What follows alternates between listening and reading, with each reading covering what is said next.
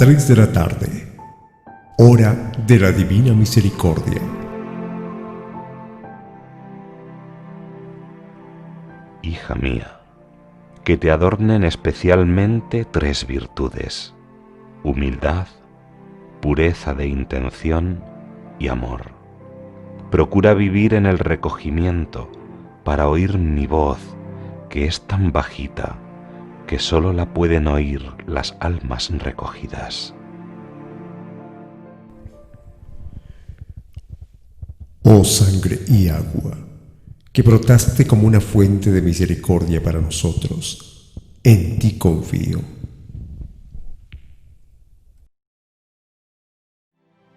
Dad gracias al Señor porque es bueno, porque es eterna su misericordia.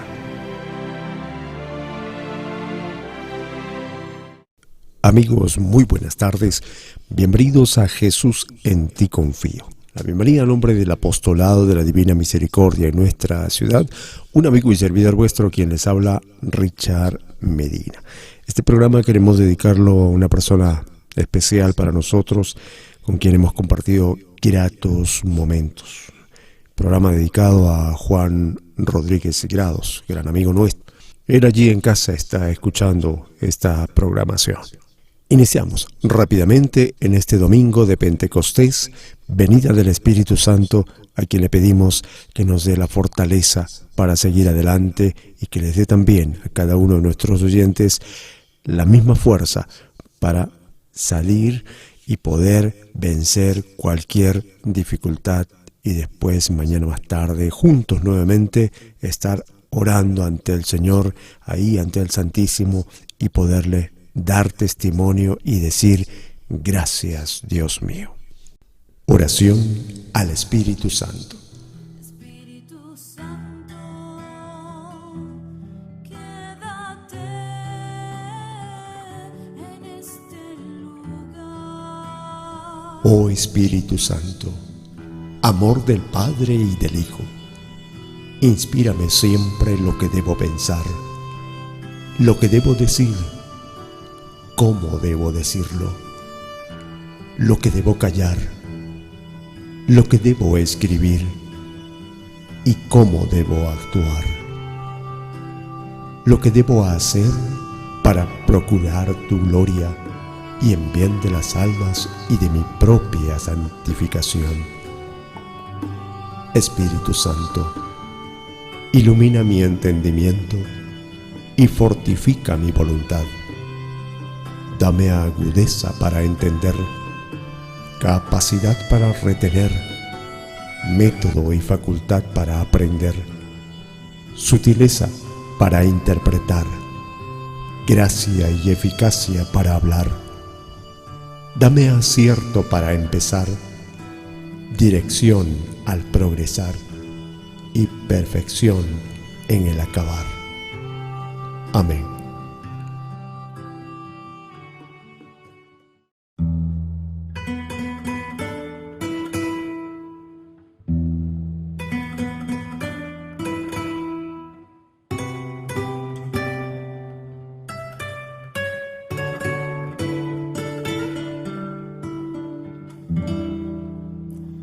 Espíritu de Dios, toma mi vida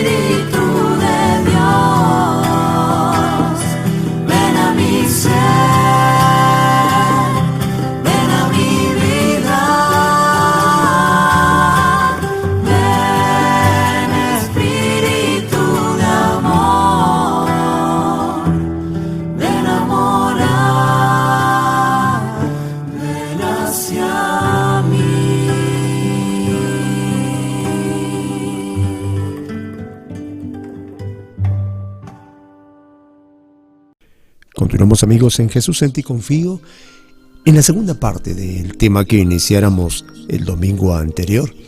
¿Por qué hoy estamos viviendo la misericordia divina antes del tiempo de su justicia?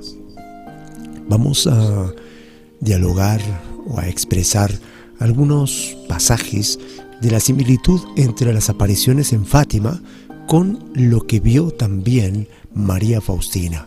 Ambos coinciden en algunos puntos y es bueno conocerlo. El ángel de María Faustina y el ángel de Lucía de Fátima. Esto que tiene por evidente a Santa Faustina no es aislado. Otros lo han informado ya y han visto con curiosidad la similitud. Curiosamente, la hermana Faustina vio a un ángel como ejecutor de la ira divina, de una manera que recuerda sorprendentemente la imagen de un ángel en el tercer secreto de Fátima. Un ángel que había estado a punto de poner el mundo en llamas. De hecho, la similitud es sorprendente. Estaba vestido con una ropa deslumbrante, su cara gloriosamente brillante, una nube debajo de sus pies. Esto es lo que cuenta María Faustina en su diario. A partir de la nube, trueno y relámpagos fueron surgiendo sucesivamente y solo después golpearon la tierra. Cuando vi este signo de la ira divina que estaba a punto de golpear la tierra y en particular un lugar determinado, porque por buenas razones no puedo nombrar su nombre, empecé a implorar al ángel que lo detuviera durante unos momentos y el mundo haría penitencia. Pero mi petición fue una mera nada en la faz de la ira divina. En ese momento vi a la Santísima Trinidad. La grandeza de su majestad me perforó profundamente y no me atreví a repetir mis súplicas. Me encontré suplicando a Dios por el mundo con palabras interiores.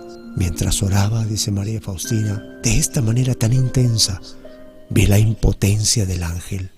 Él no podía llevar a cabo el castigo que era justamente por los pecados.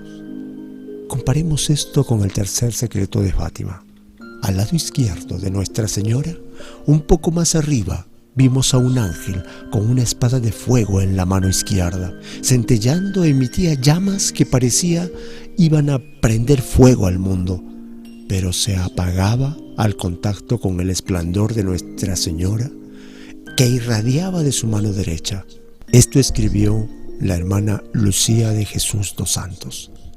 Sor Lucía, cuya profecía también se había vinculado directamente a San Juan Pablo II, murió poco antes que el Papa.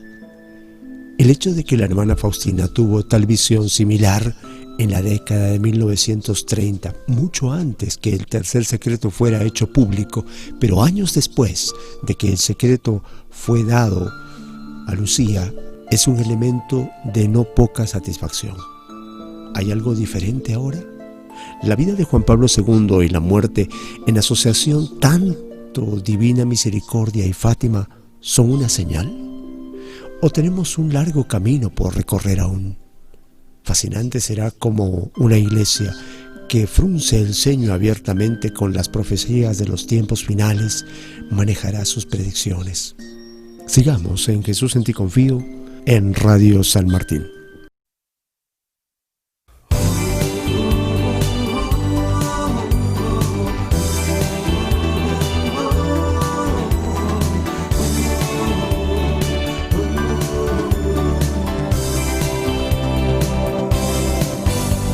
Estando ellos reunidos, comprendieron qué ocurrió.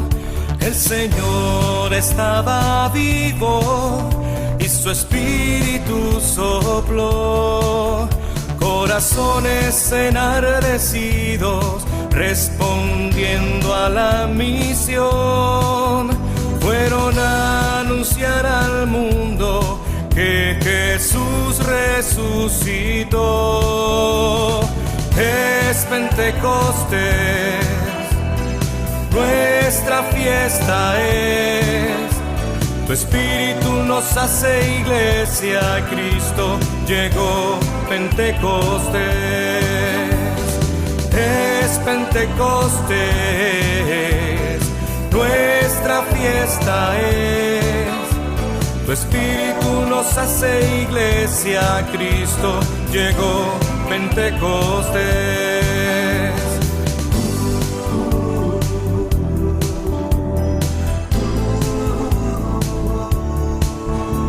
Ya no hay lengua que limite el mensaje de la fe. La verdad que Cristo vive se contagia y va a crecer. No hay barreras que detengan a quien Él su fuerza da. Y no hay ya vida más plena que dejarse de llevar. Es Pentecostés, nuestra fiesta es. Tu espíritu nos hace iglesia, Cristo llegó, Pentecostés. Es Pentecostés, nuestra fiesta es. Tu espíritu nos hace iglesia, Cristo llegó, Pentecostés. Con su espíritu nada tememos, pues nos muestra la verdad, la luz al entendimiento y endereza la maldad.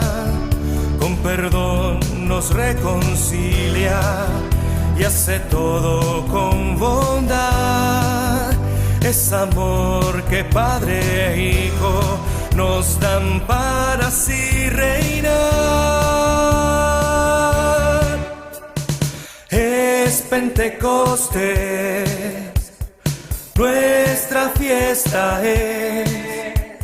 Tu espíritu nos hace iglesia, Cristo llegó, Pentecostés.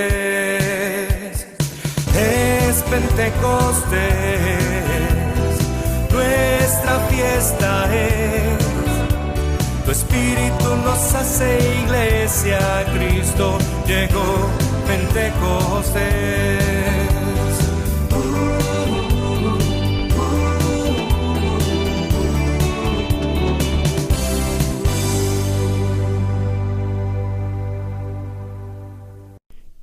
Después de haber oído el mensaje o la similitud que hay entre el mensaje de la misericordia y el mensaje dado a Sor Lucía en Fátima, nosotros tenemos que colaborar haciendo nuestra parte con obras de misericordia. En la actualidad existe poca duda de que debemos alimentar al hambriento, dar de beber al sediento, vestir al desnudo, cobijar a los sin techo, visitar a los enfermos, visitar a los encarcelados o enterrar a los muertos, las 7 obras de misericordia corporales. Hay a veces las disputas acerca de cómo debería llevarse a cabo, ya sea por el gobierno u organizaciones benéficas privadas o trabajos personales. También hay desacuerdo acerca de cómo exactamente se deben entender cada obra. Por ejemplo, algunos piensan que el cuidado de los moribundos puede incluir la eutanasia. Y el cuidado de la salud de las mujeres debería incluir el aborto. Sin embargo, el punto general sigue siendo que no puedo pensar en una sola persona que conozca, religiosa o no, que piense que las obras de misericordia corporales pueden o deben descuidarse. Este es un gran homenaje a la cultura cristiana y uno de los pocos de sus pilares que quedan en el occidente postcristiano. Ahora veamos que también es importante recordar las obras de misericordia espirituales. Pero hay una cuestión diferente hoy en día con las obras de misericordia espirituales. Incluso en la iglesia rara vez se mencionan. Muy pocos católicos, incluso catequizados razonablemente, podrían enumerar las 7 obras de misericordia espirituales de memoria. Muchos ni siquiera podrían ser capaces de llegar a más de 1 o 2 y algo que recuerdo o me parece. Pero el registro de las obras de misericordia espirituales son las siguientes: enseñar al que no sabe, dar buen consejo al que lo necesita, corregir al que está en error, perdonar las injurias, consolar al triste o dolorido, sufrir con paciencia los defectos de los demás, rogar a Dios por vivos y difuntos. Aquí hay una gran brecha en el pensamiento nuestro. Tenemos la tendencia a reducir la caridad con el cuidado de los cuerpos de la gente, olvidando las necesidades de sus almas. De hecho, este descuido a menudo resulta contraproducente, ya que muchas de las obras de misericordia corporales son necesarias debido a efectos del alma. Algunos, no todos, están presos. Son pobres, hambrientos, sedientos, desnudos y así sucesivamente, pero como resultado de cuestiones espirituales profundas en la vida o en la cultura en general. Sin embargo, fácilmente pasamos por alto estas cuestiones espirituales. Uno podría excusar al mundo materialista secular de este descuido, pero para nosotros que somos creyentes no hay realmente ninguna excusa. Es sorprendente que casi nunca les pedimos a los hombres que asistimos que vengan a la iglesia o a escuchar alguna reflexión. La mayoría de los trabajos católicos en los pobres son casi indistinguibles de los gobiernos o de los no creyentes. ¿Los pobres no tienen almas que también necesitan atención? ¿Es que nunca necesitan el estímulo y la instrucción o reprensión y corrección? ¿Por qué esto tan rara vez se incluye en nuestro acercamiento a los pobres? Es difícil de decir, pero parece que hemos tratado de imitar las prácticas de las agencias gubernamentales más que nuestra propia tradición católica. Por supuesto que no solo los pobres están en necesidad de las obras de misericordia espirituales. Todos nosotros somos mendigos ciegos ante Dios. Es aún más importante entonces que las obras de misericordia espirituales sean más ampliamente conocidas y practicadas de forma activa, ya que la necesidad de ellas es universal. Además, aunque el cuerpo puede sufrir por carencias, el alma puede perderse por toda la eternidad a falta de las obras espirituales. De ahí la necesidad que no solo sean más amplias, sino más profundas y eternas en sus consecuencias. ¿Debemos poner énfasis en practicar las obras de misericordia corporales? Por supuesto que sí. Pero no debemos descuidar las obras de misericordia espirituales, como tan a menudo solemos hacerlo. No debemos descuidar las obras de misericordia de advertir al pecador. La palabra que se usa en la Biblia es amonestar. Viene del verbo latín monere, que significa advertir, aconsejar o alertar ante una amenaza o peligro. Como tal, su objetivo es el bien de la otra persona, es un acto de amor y preocupación. Amonestar o advertir al pecador no es menospreciarlo, mucho menos humillarlo, sino más bien alertarlo sobre el peligro de un curso de acción pecaminosa. En nuestra cultura, por desgracia, amonestar al pecador ha caído en desgracia por numerosas razones. Filosóficamente y sociológicamente, muchos han relegado la mayor parte de la moral al ámbito de la opinión privada. Amonestar es visto por muchos como un intento de imponer sus valores a los demás o como una especie de juicio injusto o arbitrario. Desde un punto de vista psicológico, vivimos en tiempos de mayor sensibilidad, tiempos en que muchos toman las críticas de su comportamiento muy personalmente y tienen dificultades para distinguir entre las preocupaciones por la conducta y la falta de respeto a la persona. Si uno expresa preocupaciones sobre las madres solteras, a menudo dicen que se ofende a los pobres, a los grupos minoritarios, a las mujeres, etc.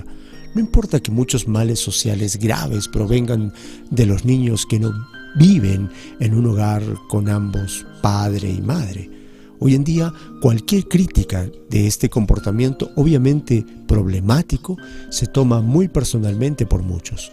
Lo mismo es cierto en gran medida con el aborto. Aquellos que advierten en contra de esto a menudo se dice que ofenden a las mujeres, y no necesitamos describir la ira y la indignación generada cuando se amonesta contra el comportamiento homosexual. Tan profunda es la política de identidad con este comportamiento que en algunos países es ilegal hablar de actos homosexuales como pecaminosos. Estos son los ejemplos más evidentes de un problema que se ha convertido en muy arraigado en nuestra cultura. A la gente no les gusta ser corregida y hoy en día a menudo toman la corrección muy personalmente. El problema es que vivimos en una sociedad dominada por personas que no han hecho ningún progreso psicológico o moral real. Por lo tanto, tropiezan en la vida con una comprensión adolescente del amor. Ser amado para ellos significa que se afirme en todo lo que quieren hacer. Aún así, la obligación sigue siendo para nosotros los creyentes tanto amonestar a los pecadores como aceptar la amonestación nosotros mismos. Debemos recordar que el objetivo no es criticar ni discriminar a la persona. Tampoco es el objetivo ganar una discusión o sentirse superior. El objetivo es ganar al pecador para que vuelva de un camino destructivo y anunciar el perdón de los pecados a disposición de todos los que se arrepienten. El objetivo es la salvación. Como tal, amonestar a los pecadores es llamar cariñosamente a las personas en peligro y atraerlos de vuelta desde el borde del abismo. Por eso es importante tener en cuenta estas revelaciones de la Divina Misericordia dadas tanto a Sor Lucía en Fátima como también a Santa María Faustina en Polonia.